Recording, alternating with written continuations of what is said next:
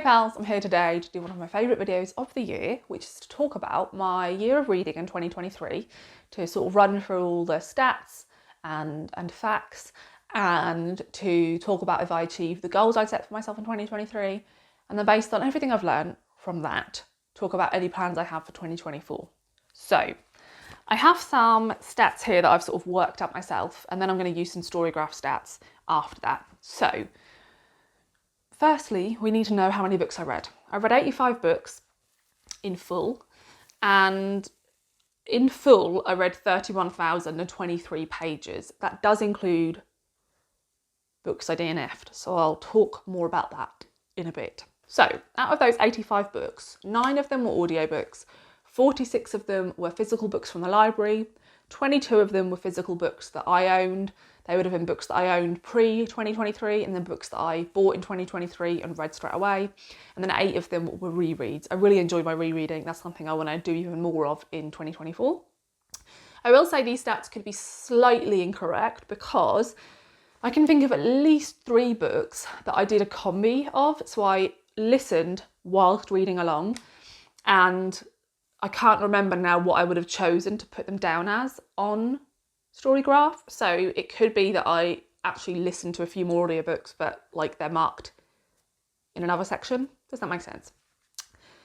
Out of the 22 own books I read, I was interested in knowing like how successful that was, because I'm always interested in like whether it's worth me buying the books I buy, because how I do it now is that I borrow books from the library that my library has in stock. So usually that is books published in the UK, although my library will sometimes buy books that are published in the US, but not usually ones that are from indie publishers. So most of the books I borrow from the library would be UK releases, not from authors I've read before. So the books I buy are books that I cannot get hold of from my library or cannot get hold of in the UK at all, and I get them imported. Or they're books from authors I've read from before and I love. So I'm pre-ordering their new books or I'm buying their backlist. So I wanted to know, out of the 22 owned books I read, how many did I end up keeping? And I only keep books I want to reread, which would tend to be books I gave 4 or 5 stars.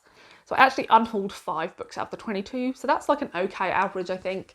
And I'm not like too disappointed in that.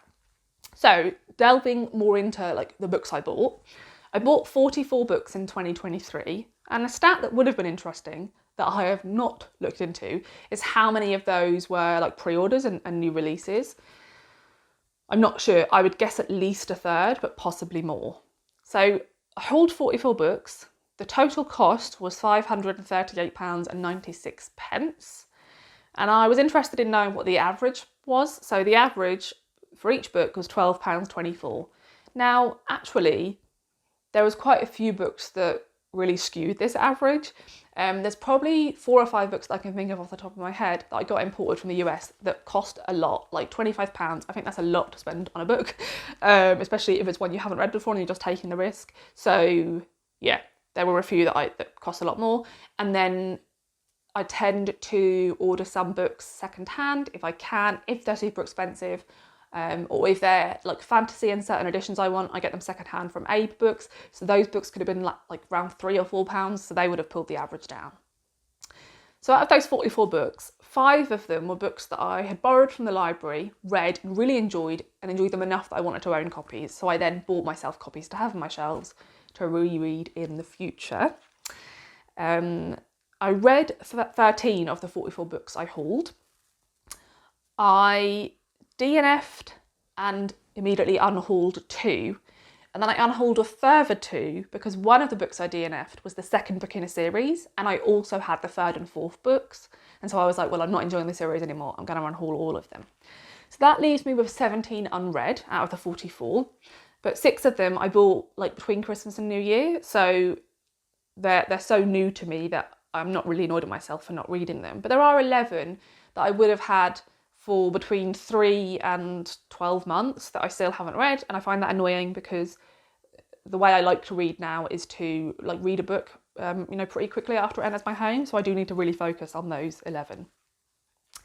So talking about DNFs very briefly, I I DNF quite a few books every month, and I talk about them every month over on my Patreon. I do a video where I talk about each book I DNF'd in depth, why I DNF'd it, why it didn't work for me, and I talk about like how many pages I read before I DNF'd it. I've recently changed my Patreon so that there are 4 videos on my Patreon a month. There is a currently reading video, a DNF video, a book club video where we read the same book and I do a spoiler review. And then there is also, and I can't lift this finger up, there is also a what I watched video where I talk about the film and TV I watched. And I've recently changed it so that you can pay $1, $3, $5 or $10 and just have access to all the videos. So you can join and pay $1 a month and have access to all 4 videos. I just thought that was a way to make it a bit more accessible for people and to have like more people to chat to. I have a Discord, so it's nice to talk to people on there. So I will talk about my DNFs, a wrap up for 2023, more in depth over my Patreon. That should be up in the next week. But briefly, I DNF'd 38 books, which is a fair amount. And there's still a few books that I finished that I sort of wished I'd DNF'd. So I'm happy for that number to be even higher. And so of the 31,023 pages I mentioned that I read earlier, 2,500 of those were from DNFing. So it does make a fairly significant difference to my pages read. Then I wanted to have a little think about the library and my usage of the library in 2023, in particular because I don't tend to browse much of my library, because whenever I have gone in there to browse, I don't feel like there's a ton of books I'm interested in. And so what I'll then do is be like, okay, well, I know the library has this book, can I find it? And I have found that like 80% of the books that the county stocks, I just can't find in my library. So what I do is I request books to be put on a reserve shelf for me and I go pick them up. My county works, I know this isn't the same for everyone in England, but my county charges me 60 pence per book I reserve, okay? So I borrowed 142 books from the library in 2023 and I probably paid 60 pence to reserve the majority of those, okay? So I should do the maths and write here how much that would have cost me. However much that is, I don't mind that, because for me it feels like a contribution to the library and I'm more than happy for them to stay open. I do recognise that it is a bit unfair that they charge people for that, because library access is supposed to be free and it feels like people who want access to newer releases are being penalised somewhat and having to pay. But that's something I guess I feel able to do to keep the library open. So there's that. So out of the 142 books I borrowed, I read 46 of them. I DNF'd 25 of them. 18 of them I still have borrowed. I've carried over to the next year because I can renew a book 3 times and I think I'm allowed them 3 weeks before I renew them. So I can effectively have a book for 9 weeks before I have to return it. So I still have 18 of those borrowed, but at least 71 that I returned unread. Now I will say a few of those would have been cookbooks, which I wouldn't mark as read on StoryGraph, but like I will have used. I borrow cookbooks from the library now because they're quite expensive and I never know if they're going to suit me, like in terms of how difficult the recipes are. I'm someone who very much likes pictures. Also, I don't have a ton of appliances, so if a lot of recipes ask me to have lots of fancy stuff, I can't make them. So I tend to borrow a cookbook, and if I'm like, this one definitely works for me, I'll then buy myself a copy. So a few of them would have been cookbooks, but most of them wouldn't have been. So I should have checked this. Out of the 71 books that I returned, some of those I still want to read, I just didn't get a chance to. So it's not that all of those I just don't want to read anymore. But what I like about the library is before the library existed, I would have bought probably all of those books, all 71. And there's probably a chunk of them that I was just like temporarily interested in because of like something I heard someone say or some like niche interest I had at one point. And then after a few weeks, that interest would have just faded. And that's great when it's a library book because you then just return it and feel like zero guilt and you just like whatever. But had I have bought those, they'd still be here and I'd just be sitting looking at them thinking like, I don't even want to read those. So I'm very happy with that and that just really works for me. So that is all the stuff I've written down. Now I'm going to delve into StoryGraph stats a little bit. And I will say, I don't find all the stats that StoryGraph gives you particularly interesting. For example, I do not care about the moods because like, I know what sort of reader I am. I think people who watch my videos know what sort of reader I am. So like being told that I read dark, emotional or reflective books is not surprising for anyone. So like whatever. But I understand that people are interested in different things and they're trying to sort of cater to everybody. Something I do find interesting about StoryGraph is quite a few of these stats are populated by users. So for example, when you rate a book on StoryGraph, if you want, you can choose like the top moods that the book has. And so those moods are decided by readers. You can also mark the pace of the book as fast, medium or slow. So that is again decided by the readers. So what I find interesting about that is some people will be skewing that, right? Because people who predominantly read fast books might think that a book that I would view as medium paced is slow. And I may think, because I like slow books, that a book that a lot of people would view as medium paced is fast. So yeah, it can't be completely right, but whatever. So here is the pie chart to show my pace. I would be happy for the slow pace section to be more than 19%. I don't really like fast paced books. I would guess if I clicked on those, that would probably be, I read one YA book, I read a middle grade, I read a couple of graphic memoirs, they might have filled that up. But I really enjoy slow books, and in fact, you can click on each segment. When I've clicked on the slow section, there's a lot of books that I really enjoyed in that section. For my page number, I read 42% of the books I read were under 300 pages, 54% were between 300 and 499, and only 4% were over 500 pages. I'd be happy for that over 500 pages to be higher, and that would be aided by me reading more fantasy, which is something we'll discuss in a bit. I read 84% fiction and 16% non-fiction. That again is something we will delve into more in a bit. And the thing I guess I'm most interested in every year is what my average rating was. So my average rating was 3.39. Now it was actually lower than that. I think it was like 3.24, and I was like, God, was my reading year that bad? So I went back through my ratings and thought, actually that book has stuck with me a little bit more. So I bumped some, okay? So I've sort of skewed it a little bit. I don't know if that's fair, but that's what I've done. So I've only rated 79 of the books I read, even though I read 85. Some books I just find hard to rate. For example, if a book is dealing with a topic that's a really important topic that more people should know about, I just don't think it was particularly well written, then I feel bad reviewing it with a low star rating. So those are the ones I tend to avoid. And sometimes there's just a book that's really ambitious in its scope. So I think that deserves 5, but the overall delivery wasn't super successful. But I don't really know how to separate those. So I think, for example, The Deluge by Stephen Markley, I don't think I've rated. And I think this is because I have StoryGraph Plus. I can click into the ratings per book type, and it says that my average rating for slow-paced books is 3.83. My average rating for medium-paced books drops down to 3.43, and my average rating for fast books is 2.5, which doesn't shock me at all. So again, that shows me that I should definitely be reading more slow-paced books. My average rating for non-fiction is 3.55, whereas my average rating for fiction is 3.37. Again, shows me I should be reading more non-fiction. And there's a list of all the genres I've read that have the best ratings. Now, again, this is skewed by how many I've read. I read one essay collection, which I gave 5 stars. So that's saying my average rating for essays is 5 stars. I also read one YA novel, which I gave 4 stars. So that is saying that that's one of my highest ratings of the year.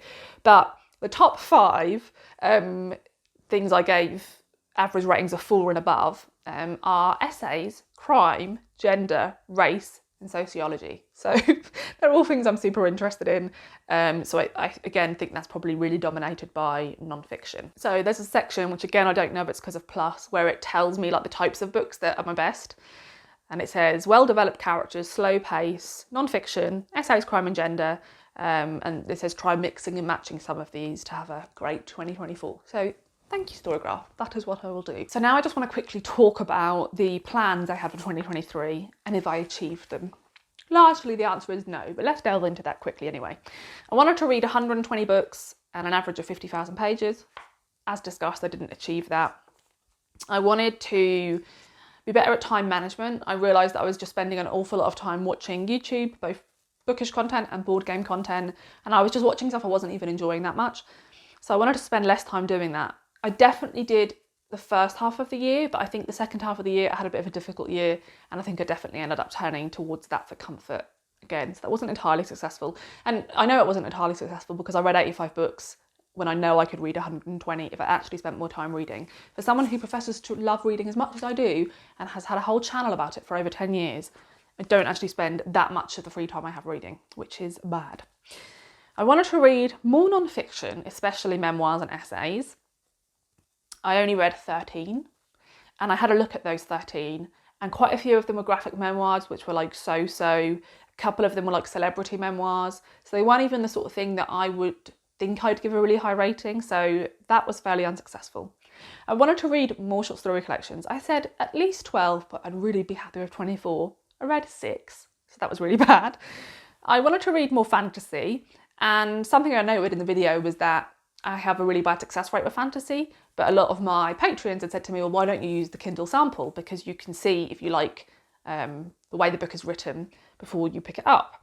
And so I did that quite well. I think for like January and February, I used the Kindle sample quite a lot, and then just forgot about it. So, and I remembered it in the last month, and we'll talk about that a bit more in a minute. So I only read 5 fantasy books, and in fact, one of those I hated and wished I'd DNF'd, and the others were all from one series, so yeah, not very good. Then I wanted to keep my TBR, no more than 30 books, and that was a combination of books I owned and books I'd borrowed from the library. I haven't achieved that. There have been points throughout the year where I've been at around 30, but I'd say most of the time I'm between 40 and 50 books. At the moment, I'm probably just over 50 because I have 20 books out from the library, and then maybe I'm just under 50 actually. I have between 25 and 30 books I own. I always have more books I own at the start of the year because I usually treat myself to a few with Christmas money. So I still feel like I'd be happy with 30 because I do still feel like right now I feel like there's too much choice. But I'm also not really bothered about it being 50, so that's fine. So my battery died at quite a good moment really, because I'm now going to start talking about my plans for 2024. So if I'm in a slightly different place, that is why battery died. So my plans for 2024 may sound quite strict. I feel fine about it, and like I said, I don't get that bothered about not meeting my plans. Johnny just came and reset the camera up for me and he left his phone in. So I've made myself some strict rules, and I've made like separate StoryGraph shelves. You can make like StoryGraph shelves for certain aims you have, and then like add the books that achieve that aim to it. It's all very exciting.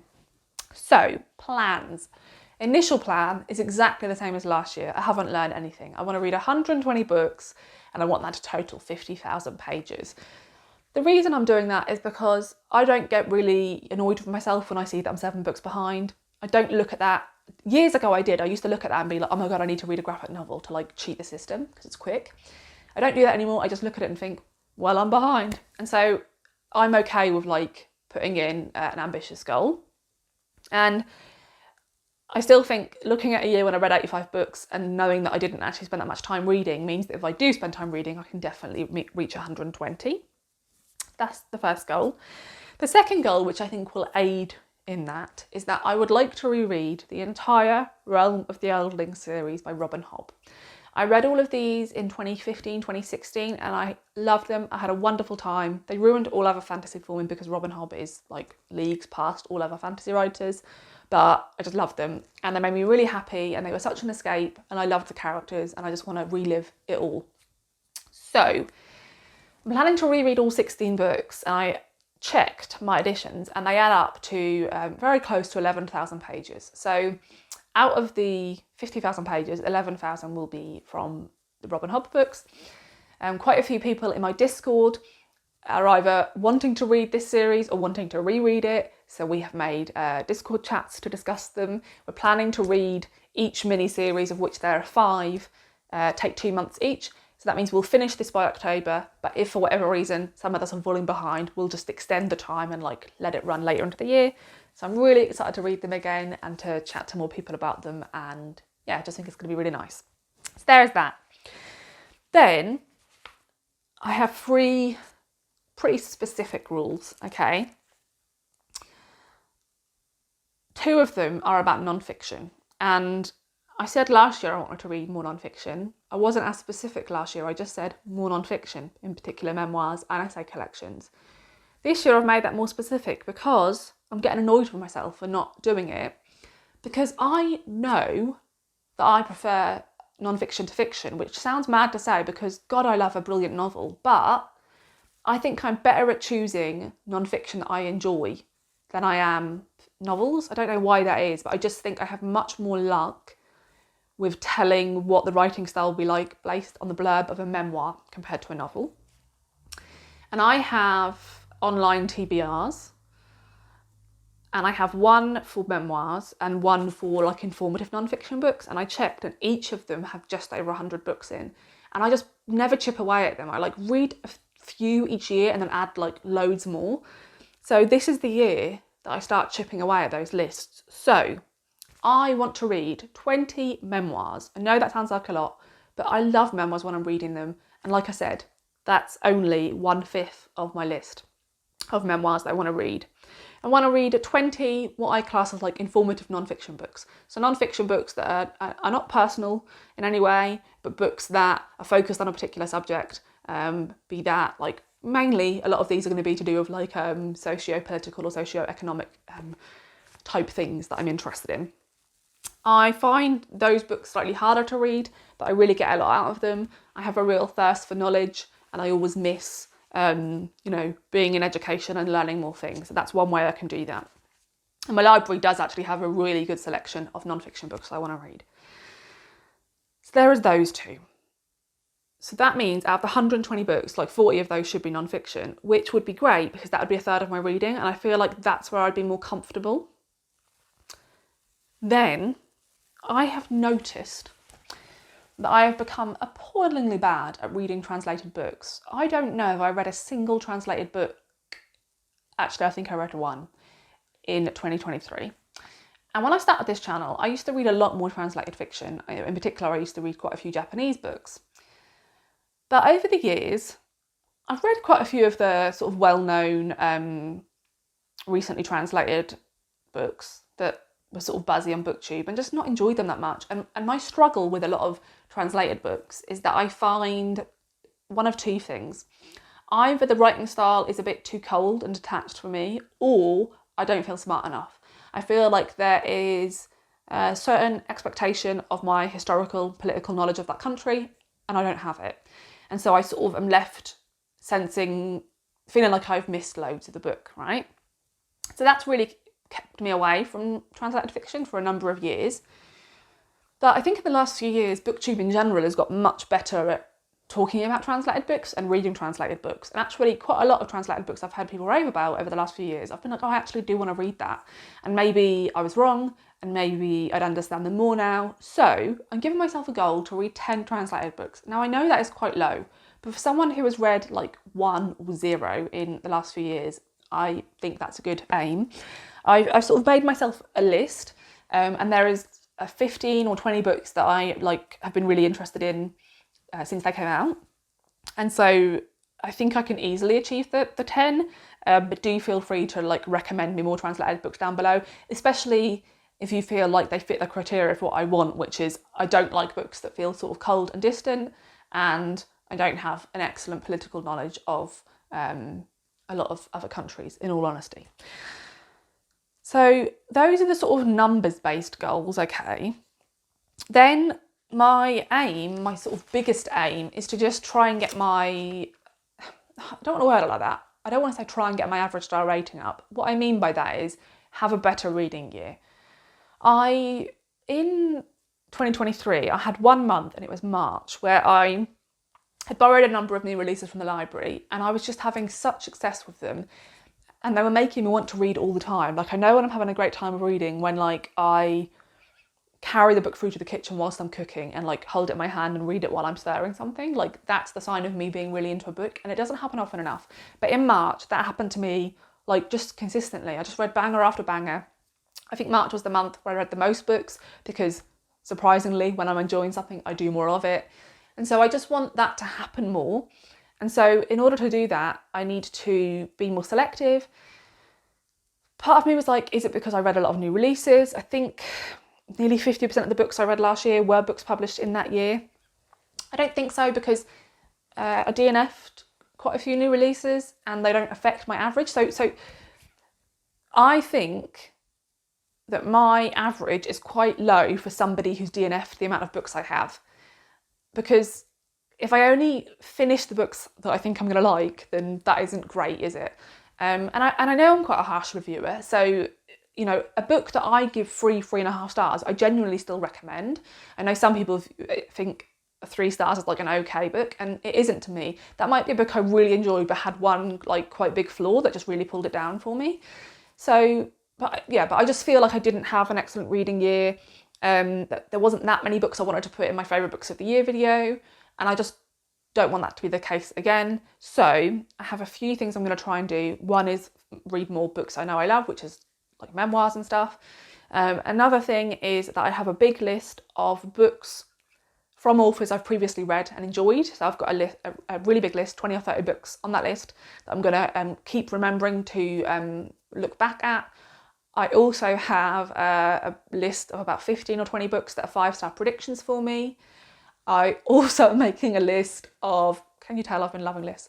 I'm also making a list of books that other booktubers have put in their favourite books of the year video that I really want to read because of them. So I have lots of lists to draw from to try and, you know, have an excellent reading year in 2024. And something I said I was going to do last year, which I haven't done this year, or last year, sorry, that I am going to try and do again, is the Kindle sample thing. I bought the Kindle a couple of years ago thinking I was going to use NetGalley more, and in all honesty, I just don't love reading on the Kindle. I don't think I've taken my Kindle out of my bedside drawer all year. It's covered in dust, it has no charge.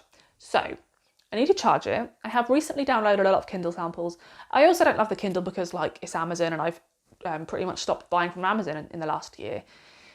But what I do plan to use my Kindle for is the samples. So if it's a book my library doesn't have, and it's a book that maybe it would cost me a lot to import, and then I might not end up enjoying it, because my taste is so dependent on writing style and you just can't tell that from a blurb. So I'm going to start using the Kindle sample function more.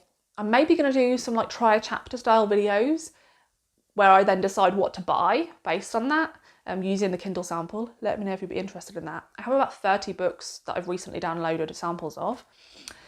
That isn't possible for a lot of the books I'm interested in because they're from indie publishers in North America and they don't tend to have Kindle samples. So those books I will just need to take the risk on, and that's fine. But there is 100% a way I could be trying harder to find 5-star reads without actually like initially spending money. So those are, I think, all my plans. Yes, those are all my plans. So I'd love to know if you have any thoughts on all of that. I feel very worn out now from all that talking. I'm going to go have a mint tea. So yeah, I'd love to know if you have any thoughts on all of that. How was your reading year? Very interested in what your average rating was and like just how you feel about your reading year overall. Love to know what plans other people have. If you have any set numbers goals, or if you have like more vague plans. When you look back on your 2023, what are the types of books that stand out to you? Like, was it memoirs? Was it poetry? Was it short story collections? Was it science fiction? All these questions I would love to know the answers to. And yeah, thanks for watching. Thanks so much for your support. And I have lots of videos planned that I'm really excited to do in the coming weeks and months. And so yeah, I will see you very, very soon. Bye.